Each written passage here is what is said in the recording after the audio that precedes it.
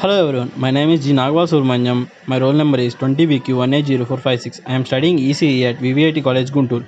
Today our topic is about quantum mechanics.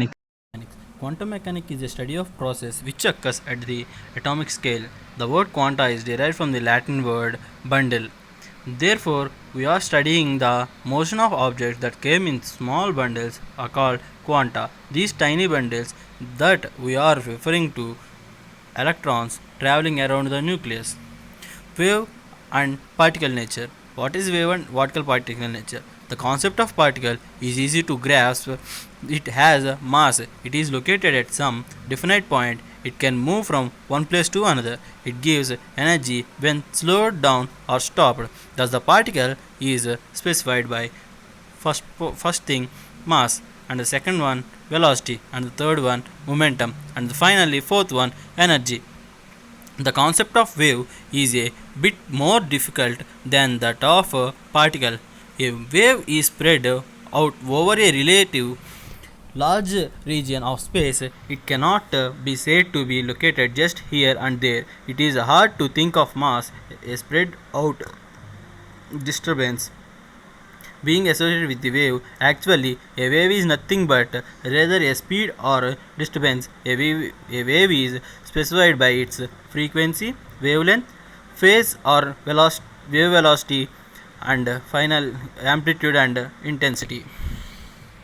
Hence, it is appears difficult to accept the conflicting ideas that radiation has dual nature.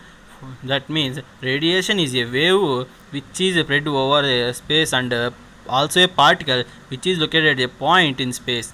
However, this is acceptance is essential because radiation sometimes behaves as a wave and other times as a particle explained below. Radiation, including visible light, infrared light, ultraviolet light, X-rays, etc., behaves as waves in experiment based on interference, diffraction, etc. This is due to the fact that these phenomena require the presence of two waves at the same position and the same time. Obviously, it is difficult for the two particles to occupy the same position at the same time. This we conclude that the radiation behaves like waves.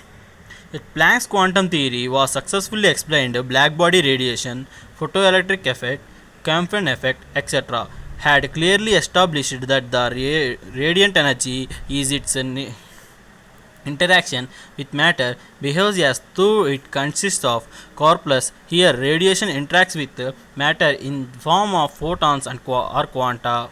Thus, we conclude that the radiation behaves like a particle.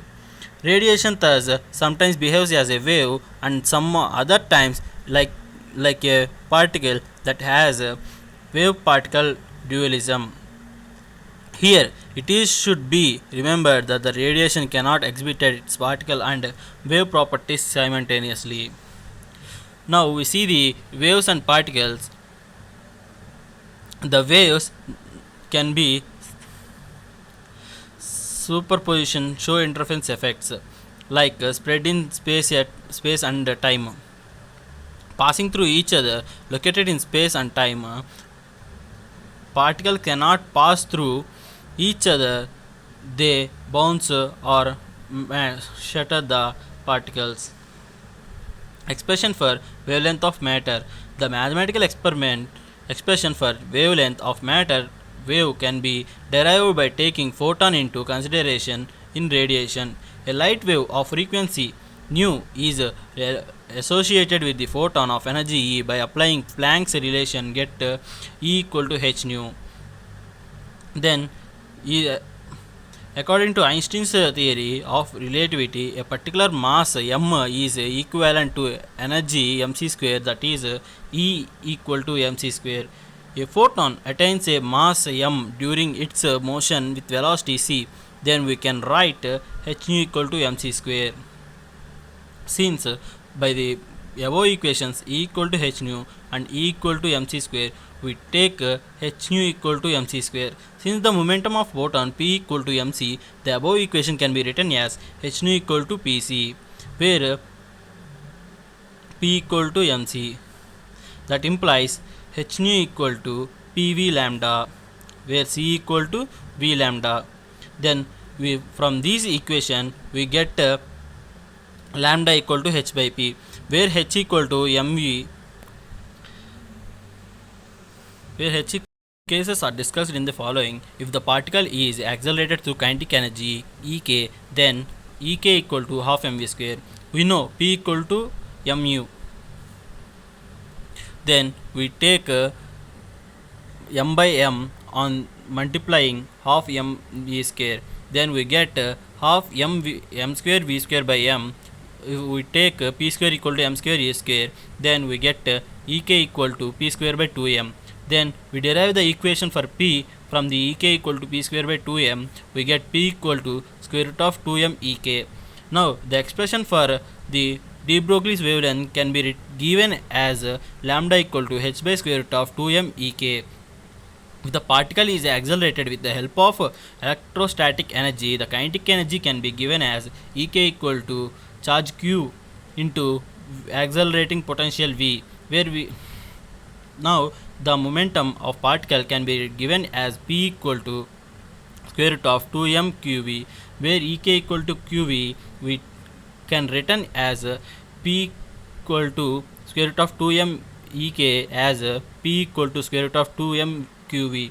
Hence, the de Broglie wavelength associated with the particle can be written as lambda equal to 1 by lambda equal to h by square root of 2m qv. And the third one, when the particle is accelerated with the help of thermal energy, and its kinetic energy can be given as ek equal to 3 by 2 kt. Here k is the Boltzmann constant, k equal to 1.38 into 10 power minus 23 joule per Kelvin, and the T is the absolute temperature.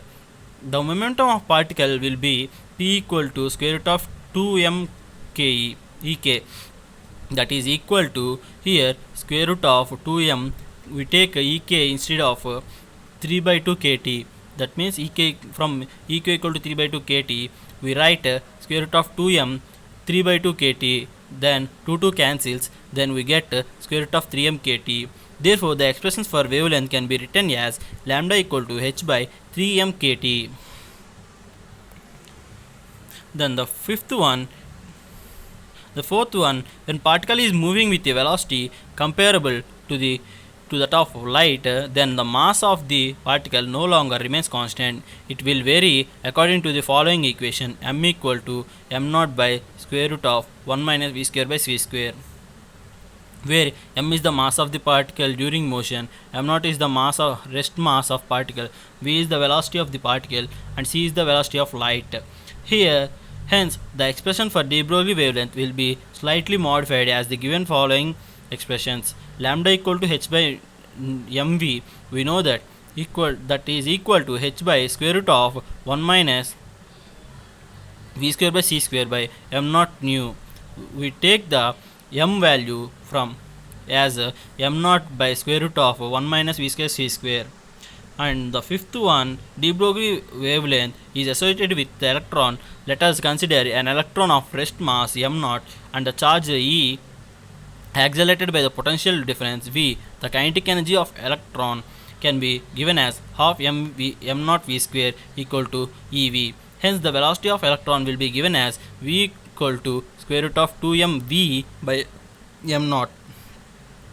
Thus, the de Broglie wavelength associated with the electron can be given as lambda equal to h by m naught v, that is equal to h into square root of m naught by m naught square root of 2m ev.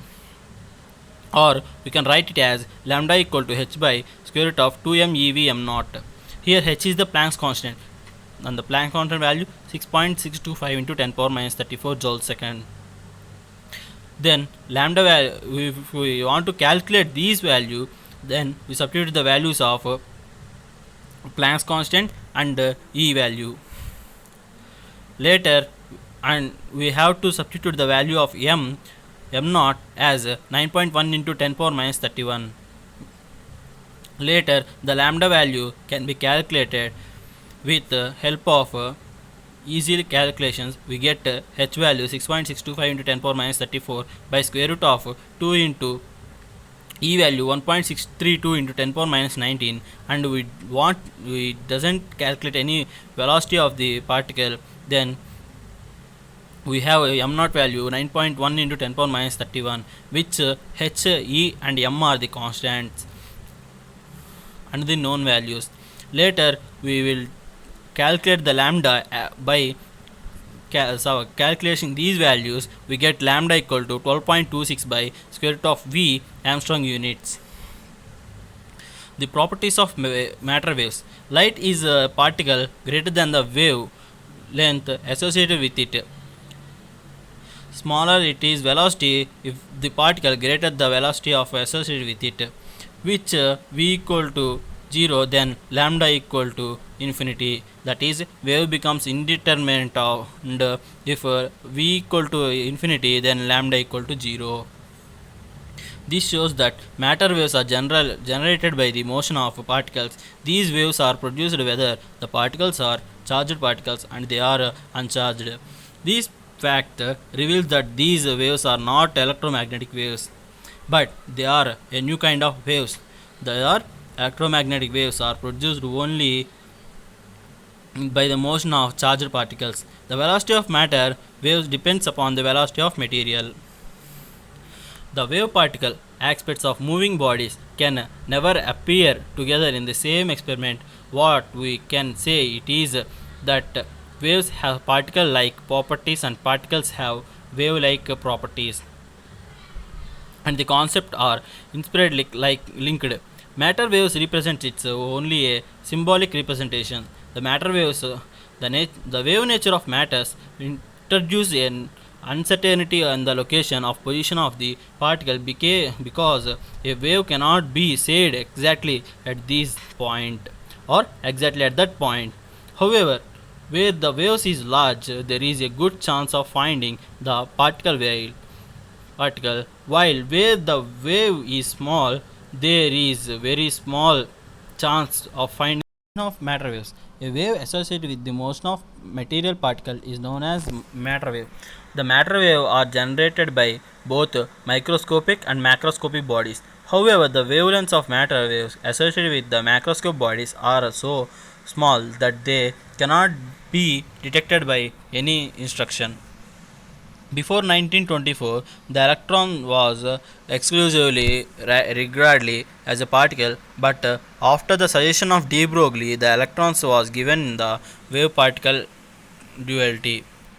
At the same time, there are some experimental advices which prove that the electrons have a wave nature as well as there are a wave is associated with the electrons during the motion. The following are the some experiments which supports the wave nature of electrons. First one, Davis and Garber diffraction experiment, G.V. Thomson experiment. First one, Davis-Garber diffraction experiment. The first experiment evidence of matter waves was given by two American scientists, Davis and Garber, in 1927. As we see the Sketchman of Dravision and Garber experiment, we see these has been connected and seen by the microscope. We get these.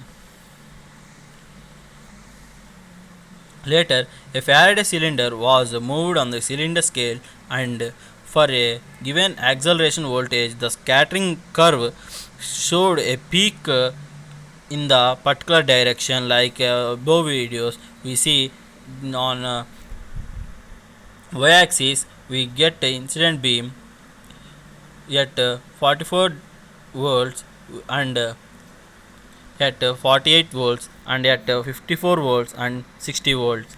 As the above before diagram, we saw the positive charge and negative charge of a batteries, and we have given the volts from these batteries, and at 50 degrees we get peak of the particular direction wave.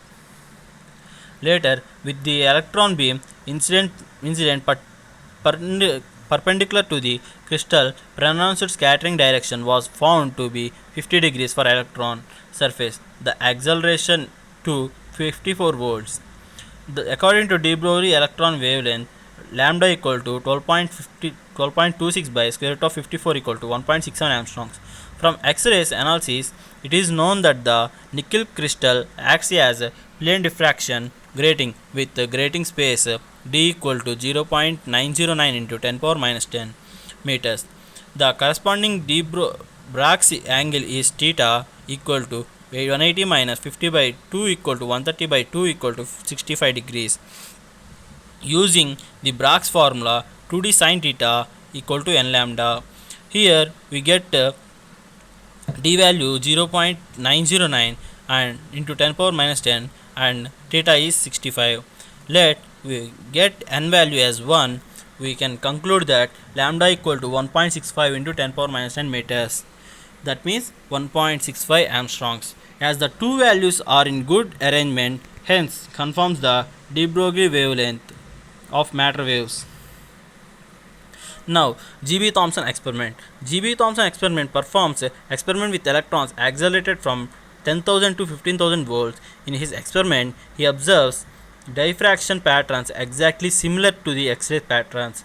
Moreover, he was able to determine the wavelength associated with the electron.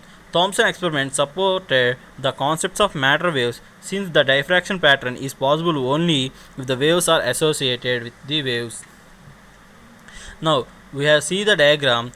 In the diagram we have photographic plate and two pumps. Through these two pumps we passes the air from naturally, and we have a cathode with named C, and we have a split at the middle of the tube, and we have a gold foil between the photographic plate and split. These are arranged in the test tube. Now, after development the plate, a symmetrical pattern consisting of concentric rings about a central spot is observed like the given diagram.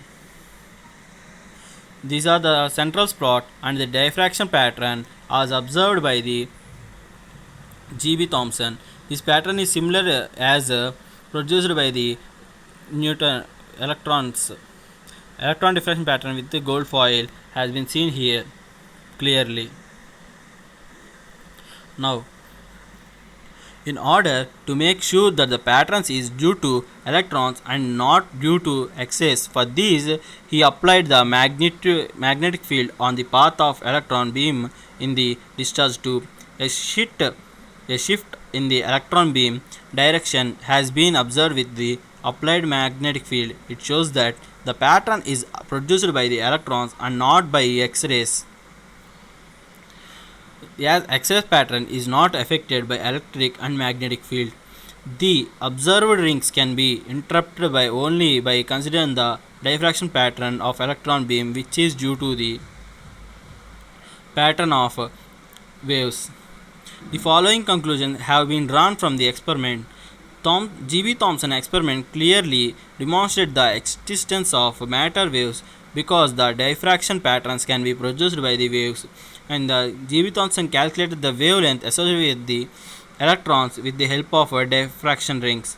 The calculated wavelength obtained by diffraction pattern agree well with the waves obtained by G. Broglie relation.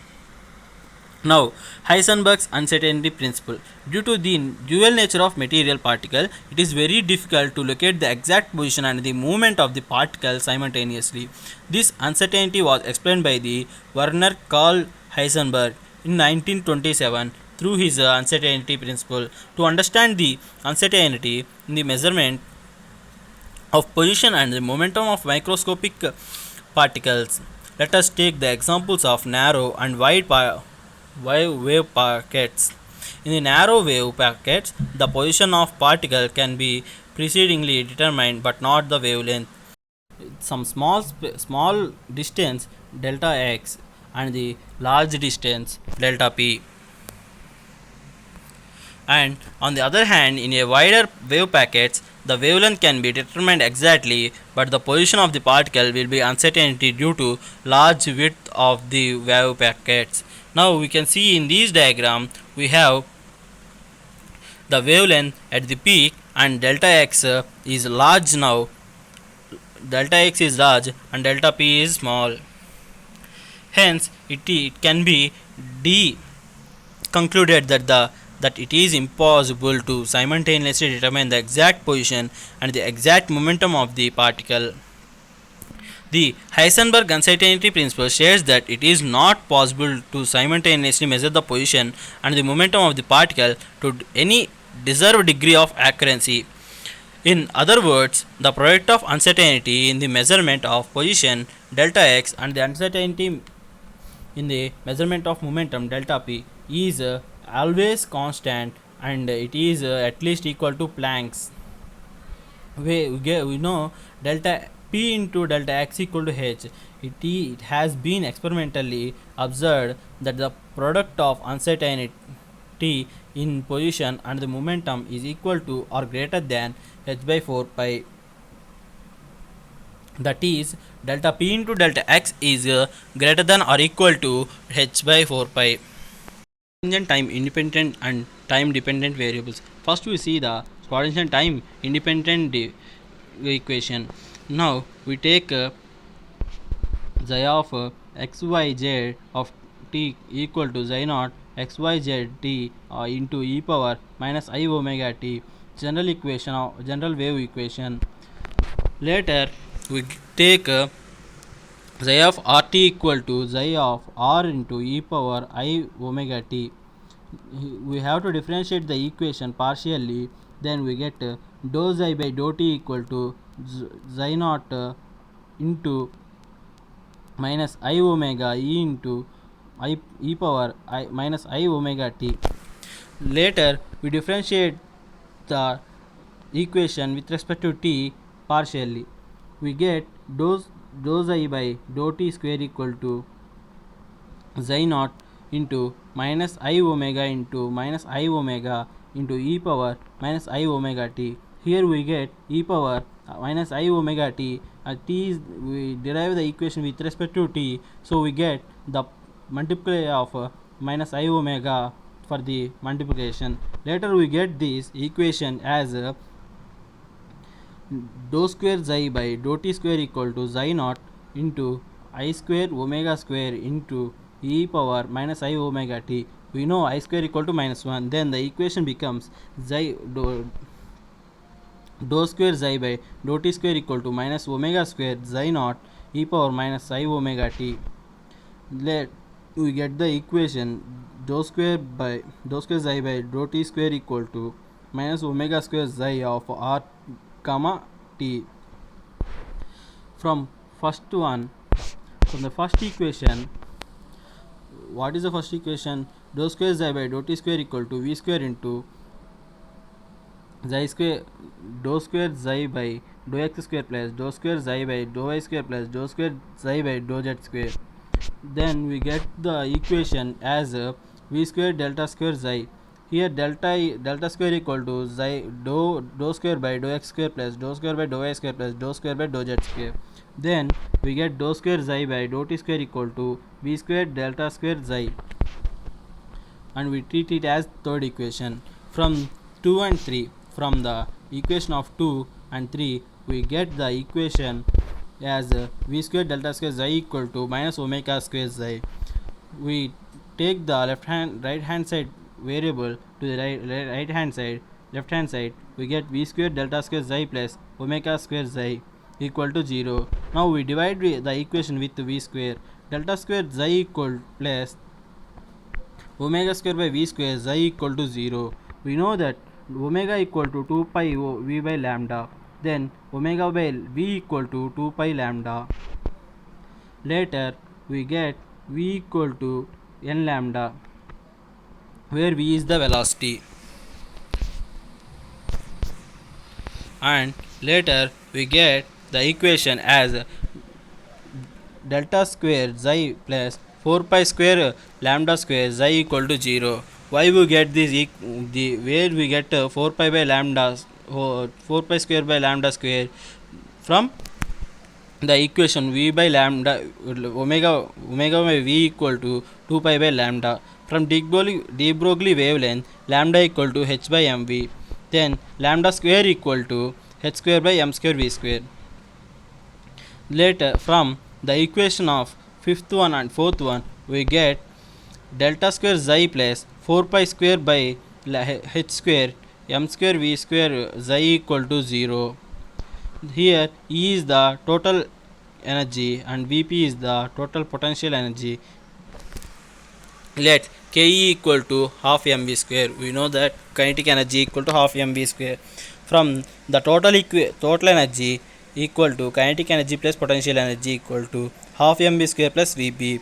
Here E minus Vp equal to half mv square. Then mv square equal to 2 into E minus Vp. M square V square equal to 2m E minus Vp. From the treated as seventh equation, and we take the sixth equation and seventh equation, we substitute m square v square in the sixth equation. We get delta square xi plus 4 pi by h square into 2m into e minus vp into xi equal to 0. Then we get delta square xi plus 8 pi square h square into m into e minus vp into xi equal to 0, treated as eighth equation. We know h bar equal to h by 2 pi. H bar is the modified Planck's constant. Then we get the value of h equal to 2 pi h bar. Therefore, from the eighth equation, we substitute h equal to 2 pi h bar, then h square equal to 4 pi square h bar square. Then we get delta square xi plus 2 by h bar square m into e minus vp xi equal to 0, which is the Schrodinger time independent equation. Schrodinger time dependent wave equation. Schrodinger time dependent wave equation can be obtained by eliminating total energy E in the Schrodinger time independent wave equation. We know that time independent equation is delta square xi of x plus 2m by h bar square into e minus v xi equal to 0. H bar square by 2m into, let we get the equation. Then we have multiplied the equation with h bar square by 2m. Then we get h bar square by 2m into delta square xi of x plus e minus v into xi equal to 0. We can get the value and multiply the xi to e and v. We get h bar square by 2m delta square xi of x plus e xi minus v xi equal to 0. Then we take the e xi value as e xi equal to minus h bar square by 2m delta square xi of x plus v xi. You know that xi of x equal to xi naught e power I omega minus I omega t. Then differentiate the equation with respect to t partially. Dou xi by dou t equal to xi naught e power I omega t. Then we get xi of x by xi of delta xi by delta t equal to minus I omega xi of x. Then we know we get the differentiate with respect to x. We get the equation, and later delta xi by delta t equal to minus I2 pi v into xi of x, where omega equal to 2 pi by t.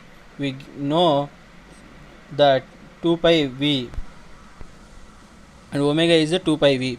Later delta xi by delta t equal to minus I 2 pi by h into hv into xi of x. Later we have the equation as E, where E is the h nu and h bar is the h by 2 pi. We get the equation as dou xi of dou di by dou t equal to I h bar into E xi of x. Therefore I h bar can be taken I by h bar. We write the I bar h bar to the other side. We get the equation minus I omega into xi of x dou xi by dou t equal to minus 2 I pi v xi of x, where the omega equal to 2 pi v. Later with dou xi by dou t equal to I minus I 2 pi by h into hv is xi of x. We take multiply and divide with the h to the right hand side value. We get the equation for hv equal to e and h bar equal to h by 2 pi. We get the xi delta xi by delta t equal to I minus I by h bar e into xi of x. Later we have multiply the equation with I h bar. We get I h bar equal to xi delta xi by delta t equal to I into I by h bar into h bar I into h bar by h bar I e xi of x. Later we get the equation here I into I minus 1 and we have minus instead of front, then we get minus minus cancel. We get the equation as I h bar xi delta xi by delta t equal to e of xi. From the equation we get I h by xi of x delta xi by delta t equal to minus h square by 2m delta square xi plus v of xi. This is the coordinate and time dependent wave equation. Thank you friends.